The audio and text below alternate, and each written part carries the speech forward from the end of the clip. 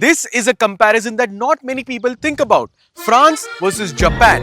The Citroen Basalt versus the Honda Elevate. Which crossover SUV is for you? Let's find out.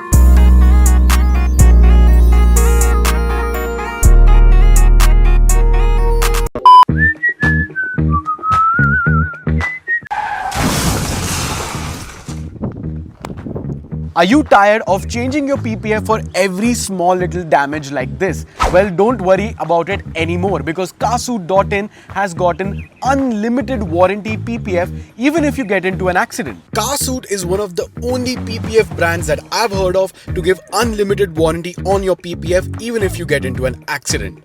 Moreover, this isn't some sort of cheap, low-grade PPF. It is proper aero-grade material used in jets and airplanes. They also have a wide range of colored PPF for extra pop. Carsuit doesn't only sell PPF, they have some amazing range of car care products. Stuff like this absolutely amazing car fragrance, which makes sure that your car stays fresh. So if you're looking for some amazing PPF and hassle-free warranty, Carsuit.in is the place to go.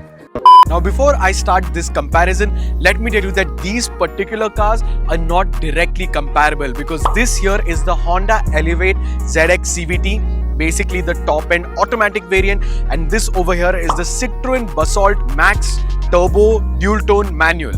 Basically the top end manual version of this car. So a little bit of differences in terms of the gearboxes. So in that particular area, take my review with a pinch of salt. But if we're going to take the top end manual versions of both of these cars, this is at 12.78 lakh rupees ex showroom. And if you take the Honda Elevate ZX manual into consideration, that is 15.41 lakh rupees ex showroom. So still a 2 lakh rupee difference between both of these crossover SUVs. But basically they're within millimeters of each other. Let me tell you how. The Honda Elevate is 2650mm in terms of wheelbase and 4312mm in terms of length. Whereas the Citroen Basalt is 2651mm in terms of wheelbase and 4352mm in terms of the overall length. So in terms of wheelbase, they're literally 1mm apart. But the similarities stop there because Honda and Citroen have taken two radically different approaches at making a crossover SUV. So let's start off with the power plant. The Basalt is powered by a 1.2-litre turbocharged 3-cylinder engine called the PureTech 110. This over here makes 109 horsepower and an impressive 190 Newton meters of torque. This is paired to a 6-speed manual gearbox, and honestly speaking, this is a very peppy motor, but it's not the first letter in terms of refinement. The Honda Elevate, on the other hand, has a 1.5-litre naturally aspirated 4-cylinder engine with IV Tech technology. This thing over here makes 119 horsepower, but only 145 Newton meters of torque. And if you ask me, doesn't feel like a very powerful or quick motor in that sense, but it is very refined. And then comes the design. Both of these cars look wildly different. So let's first talk about the Honda Elevate. Honda has gone for a much more conservative and safe design if you ask me. This car looks like, well, a crossover SUV. The proportions work well, it has a much more boxier shape, and overall, it's a very handsome looking car. I've seen quite a few of these cars on the road and I have to say, they don't look bad. This particular car has been garnished with some chrome and some accessories all over. Not to my particular taste, but I mean, to each his own. But if you remove all of that and if you just ask me if it looks good or not, I would say yes, it does look good in the traditional sense. It's a very safe looking car. It's a very good looking car. Nothing to complain about because, well, everything looks in place, if you know what that means. Whereas the Basalt is a coupe SUV, one of the very few in this segment. And as you can see, if you come to the rear, the roof line has a very apparent drop off at the end to make it look like a coupe at the back. And does it look good? Does it not look good? Well, that's totally up to you. Looks are subjective. If you ask me, there are a couple of angles in which the Basalt actually does look good. There are a couple of angles where I'm kind of questioning the look of the car. This dual tone white and black paint definitely helps out in terms of making this car look a little bit more sportier. And this thing has so many elements in terms of design. I mean, you have this thing over here at the rear, you have these two humps on the roof, tail lights look super interesting. And yeah, historically, Citroen have been known to make very funky looking cars, and that design lineage has basically come into the Basalt as well. I don't mind it, but it's not like I like it as well. The interior of the Honda Elevate is very different to the one that you find in the Basalt. This seems to be a 40-year-old man's dream car, and that's not a bad thing because the quality of materials used in the Honda Elevate are a little bit better than the ones that you find in the Citroen Basalt. In terms of build quality, I think both of the cars are on par to each other, but in terms of quality of materials, I think the Elevate is just a little bit better. And maybe that's down to the color of the interior as well, because this brown interior with the brown seats and the brown leatherette or leather inserts on the dash and the door cards definitely give it a much more premium feel and touch. Moreover, the steering wheel looks better than the one that you find in the Citroen, and it's the correct size. The Citroen steering wheel is weirdly very small, and you have a whole bunch of buttons on the steering, stuff for your lane keep assist, adaptive cruise control, the whole works basically. And then you get a digital instrument cluster and an analog speedometer. The speedometer is a normal dial, whereas the tachometer is now completely digital. It looks like a tachometer which is analog, but you can flick through a couple of menus. You can basically get a lot of different stuff on the side of the tachometer, which is very useful. But I mean, some of the things are very gimmicky, stuff like a G meter in a Honda Elevate. Why the hell do you need that?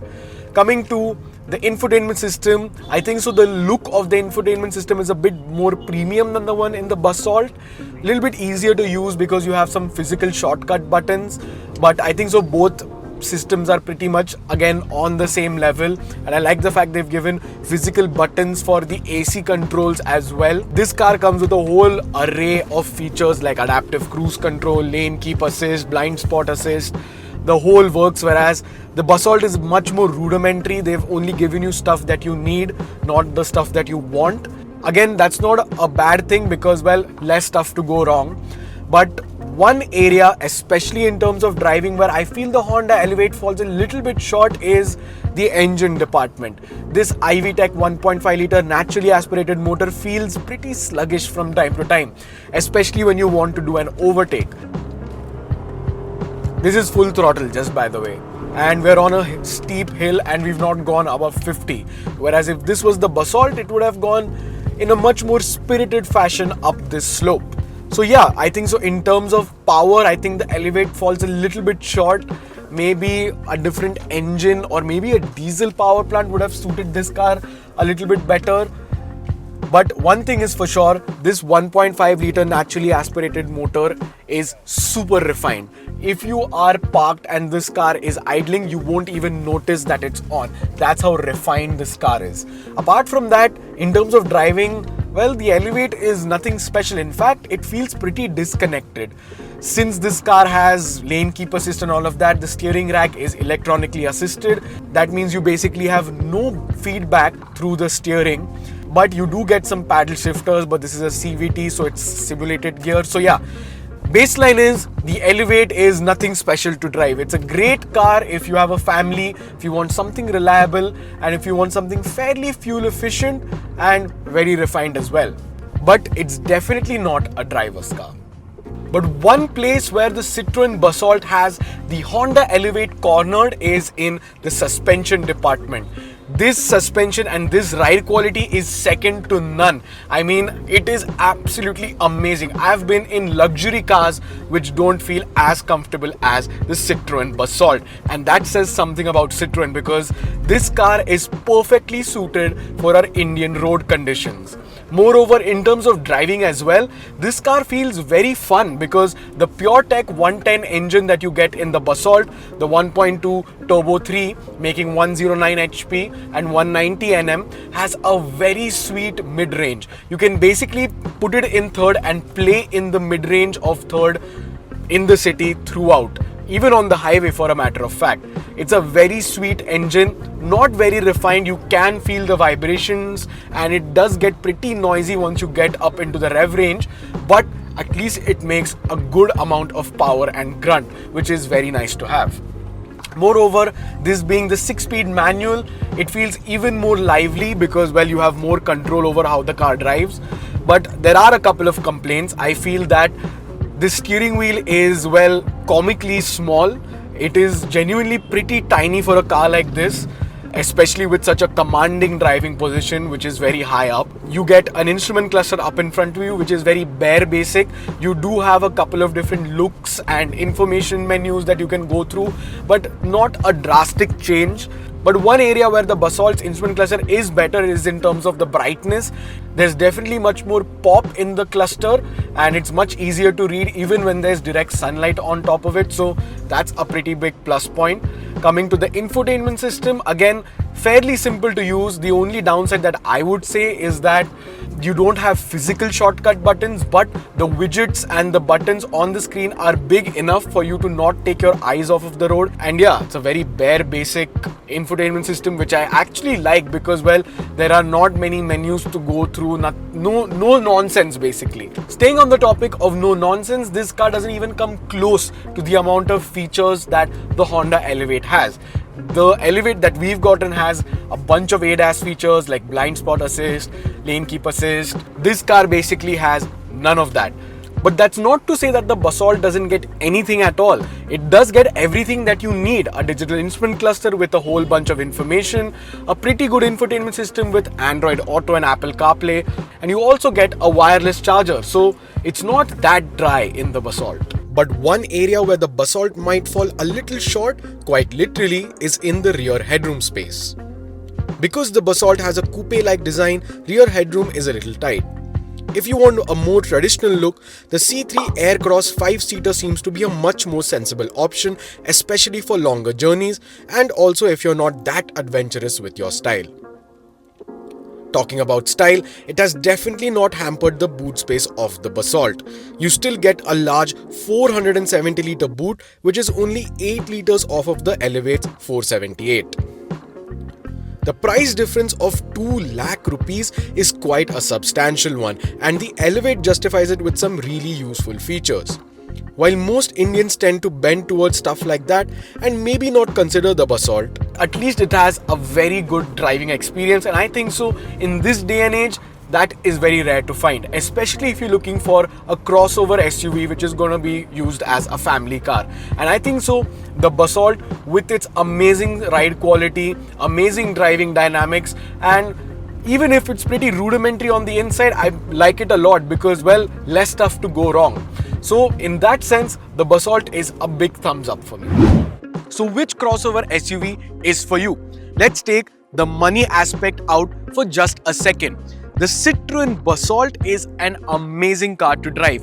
The suspension and the ride quality and the comfort of this car is basically second to none. I've sat in 1.52 crore rupee Mercedes-Benzes and BMWs, and even those cars struggle to compete with the ride quality of this car. It is just a super duper comfortable car, perfect for our Indian conditions. But there are a couple of drawbacks. The interior can seem to be a little bit rudimentary, and well, it's not the most refined engine out there. But talking about the engine, the biggest plus point that the Basalt has over the Elevate is the amazing torque curve that it has. The mid-range of this car is absolutely sweet, and you can do some amazing overtakes, and it does not feel underpowered at any given time. Coming to the Honda Elevate, well, the 1.5-litre naturally aspirated motor isn't particularly fast. It does take quite a lot of time for this thing to get up to speed, but the thing is, the Elevate is super refined. This engine, no vibrations, you won't even understand that it's on. And the Elevate has a much more premium and spacious interior. Spacious because, well, the Basalt is a coupe SUV, so feels a little bit cramped at the back, whereas the Elevate doesn't feel like that at all. Overall, both of these cars are great products, and if you bring back the money aspect into this equation, well, the Citroen Basalt is punching well above its weight. This thing is 2 lakh rupees cheaper than the top-end Honda Elevate manual transmission variant. And that says quite a lot of things. Yes, it might not have all of the gimmicks like blind spot monitoring, lane keep assist, and a bunch of other stuff that the Honda Elevate has been filled with, but it gives you a proper back-to-basics driving experience, which not a lot of cars focus on nowadays. Moreover, this has probably the best suspension and the best ride quality in the segment. So which one is for you? If you want refinement, if you want some premium features, and if you want a car which looks a little bit more conservative, the Honda Elevate is a great option. You also don't have to worry about stuff like service and maintenance with the Honda Elevate because it's so reliable. But if you want the best ride quality in the business, well, the Citroen Basalt is second to none. And if you ask me which one I would pick, well, I stay in Pune and we're basically in the middle of a WRC rally stage, so the Citroen Basalt takes the cake for me. Let us know in the comments down below which one would you choose, the Honda Elevate or the Citroen Basalt. Let us know in the comments down below. Subscribe to our channel for more such content. Follow us on Instagram, and I'll catch you in the next one.